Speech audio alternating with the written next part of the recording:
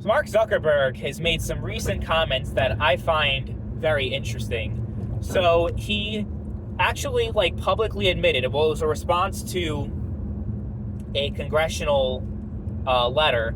So he responded to the letter by writing his own letter, and he pretty much admitted that the Biden-Harris administration pressured Facebook, Meta, whatever the hell you want to call them now, pressured them into suppressing information on COVID-19 and censoring political speech.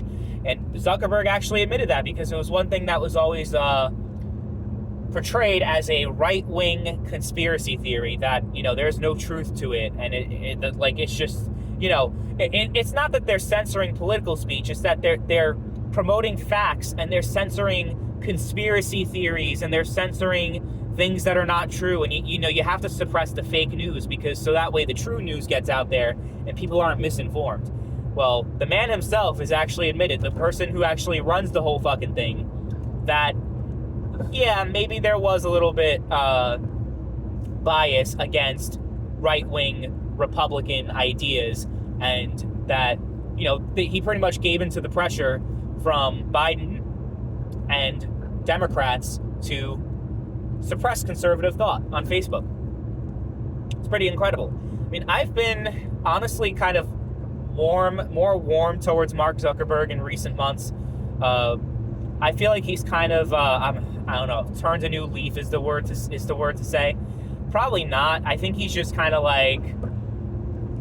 you could say he's realizing that this isn't going to work long term, and that people are going to turn against him, and he's going to lose power as a result, power and influence as a result of him just pissing so many people off. So he's trying to extend an olive branch to Republicans and to conservatives. That's a possibility. But even if that's the case, and he hasn't actually had a genuine change of heart and just realized what he did was wrong, I think it's still not worth commending, but just worth being okay, I could kind of respect that and be okay, I accept you now. Because what's the whole point of pressuring people into changing their behavior and to stop doing bad things if we're just gonna regardless of whatever they do at that point, we're gonna still hate them? So what's the point of these bad actors from actually changing what they were doing and doing good? Because if they feel like you're just going to hate them anyway, then they're just going to keep doing the bad things regardless. It's fuck it. Nothing's going to change anyway. People are going to, I'm going to be hated, and it is what it is. So I'm just going to keep doing whatever the fuck I want. You know what I mean? So, from my perspective with that, I think that it should just be let's just commend or at least appreciate when someone who's done something wrong is now doing something right, if that makes any sense. So that's kind of how I feel about Zuckerberg.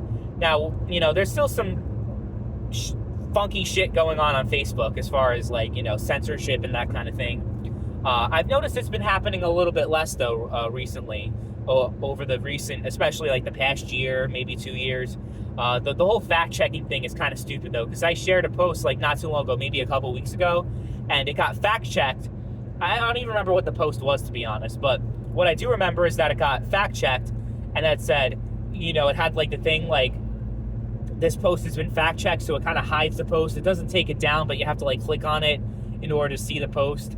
And it links an article, right, that fact-checks it. So I was interested in seeing the article and be I'm interested to see what this is. And the whole fucking article is in German. So you don't even have, so you fact-check it from a German source, and that is not available in English.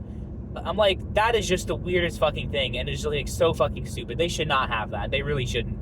So that's Facebook is definitely not perfect. I think it's improved slightly. It's still nowhere near where it could be. And Twitter is honestly just the opposite. It's just gone way too right-wing for my taste. I really am not a fan of that. So credit where credit's due though with Zuck. I think he's kind of going through some kind of midlife crisis or something, because, I've noticed he's changed his hairstyle. He's wearing a fucking chain, and he's wearing street clothes everywhere. So he's going through something. He's definitely going through something. I don't know what it is, but it's definitely something.